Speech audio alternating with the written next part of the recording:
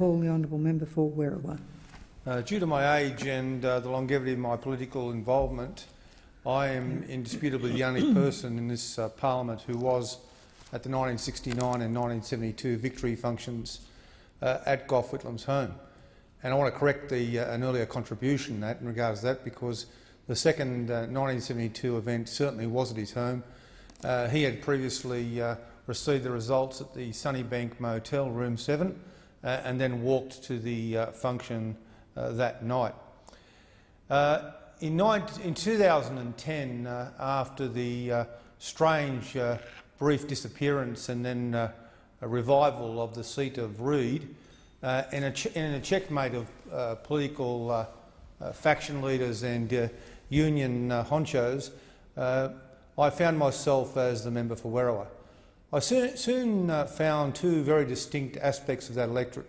The first is a sense of difference, a belief that the Macarthur region was distinct, and if you go to any fundraising in that electorate, they always promise people that all the money will stay in the region. That's a hangover from the rural nature of Campbelltown and its environs. But I also found that not only Labor loyalists, but also the general electorate had a belief that it was a great thing that they lived in the electorate of Gough Whitlam. Again in 2013, when the Liberal Party plastered the electorate with money, and pundits in both the Liberal Party and the Labor Party thought that I would lose the seat, I had newspaper commentary which constantly stressed that the iconic seat of Reid, the old seat of Gough Whitlam, would be lost to the Labor Party. So he's very much centrally involved in the history of that electorate. I had the opportunity of observing another aspect of his political life, as my father shared with him for significant periods state and federal responsibilities. And they went through the obvious requirements of that electorate, the fetes at the schools, the presence at balls and dances and other events of the burgeoning Maltese, Italian and German communities, the nascent RSLs and bowling clubs, and on many occasions he dropped by our house, took off his shoes and had a few drinks. My mother, being raised in the Riverina, was no mean cook, and on many occasions she commented on Gough's fondness for the tooth, with a proclivity for cakes, etc. Gough Whitlam, I want to stress, from the moment of the 1949 by-election, where I have an advertisement here provided by Richard James Ford for a meeting at Liverpool Town Hall on the 25th November, was a person who very much involved himself in the electorate. Locally educated children involved in sporting, swimming and other training, a person who actually treated very seriously his civic responsibilities and engagement with the local electorate. It's not only the matter of what he accomplished for this country, but the fact that he was very much a participant in local democracy within the electorate. And that was, as I say, the reason why we now see that there is such a fondness for him within that electorate. He, of course, is respected for many breathtaking innovations of the period. And I think that the important point to bear in mind is that these still affect us today. Both sides of politics have talked about the NDIS, and hopefully we'll now see action in regards to Australia's disabled. A person called Gough Whitlam was calling in the wilderness 40 years ago for a national compensation scheme. In the last few months, Australia has been very proud to make its opinions in regards to matters as diverse as ISIS and the shooting down of the plane in Ukraine, make its presence felt in the Security Council.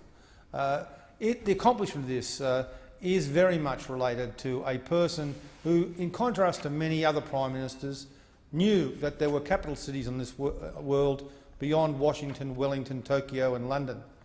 He had an incredible knowledge of the world, its diversities, a belief that rather than being the arse end of the earth, this country, through its pioneering accomplishments, I guess through its remoteness, through its independent need to survive in the Second World War, etc., that it had something to present. And the fact that we can now see ourselves on the Security Council, that we can have a role independent to some degree of the United States, at least a degree greater than it was previously, owes much to him. In regards to university education, a matter of controversy these days, I want to quote some figures just to show how bad things are in the United States, where some people in this country would like us to emulate.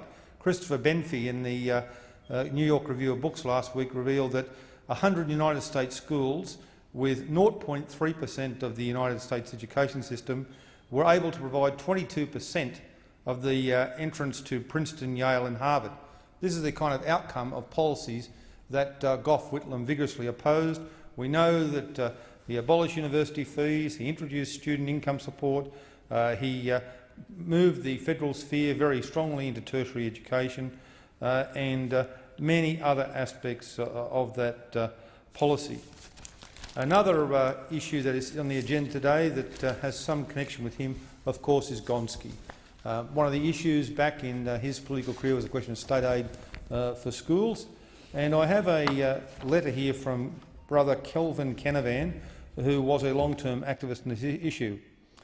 He talks about Whitlam at state aid and other rallies in 1969 and notes, his message is always the same. Australia must increase spending on education and both government and Catholic schools should be funded according to need. Gough had a very clear view that the Commonwealth must make, quote, a comprehensive and continuous financial commitment to schools as it does to universities. A few years ago I located a sound recording of the town hall speeches. I sent a copy to Gough, who phoned me the next day with his reminiscences of the campaign by Catholics for financial assistance for their schools. He took considerable pride in the role he played in ensuring that all students had access to well-funded schools. On a number of occasions he came back to the 1969 rallies. He lamented the passing of public meetings that provided a stage for a gifted orator. Television is a poor substitute for the town hall, he said. So what he's also recognising is another area where Whitlam's views are still relevant today. His belief that there needs to be an emphasis on areas of need for those regions that are deprived, so that people do have access to university and they do have access to an equal education in primary and secondary. And I've got to say, in my association with people, the most common, constant reference to Whitlam is in connection with education.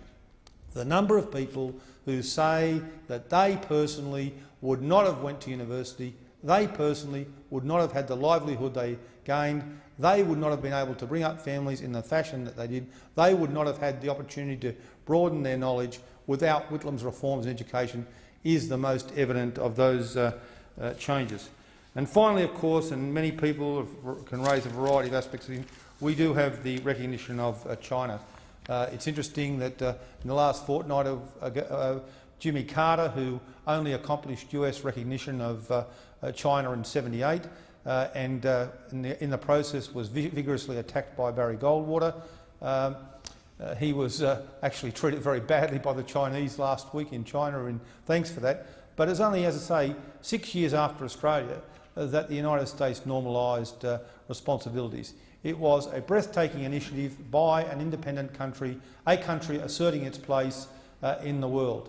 And of course, finally, we have the situation of the war in Indochina, the decision by Labor to stop this lottery and to give people the opportunity to avoid involvement in this conflict, which had long been opposed, far more vigorously even than Gough, by other elements in the Labor Party over the previous decade.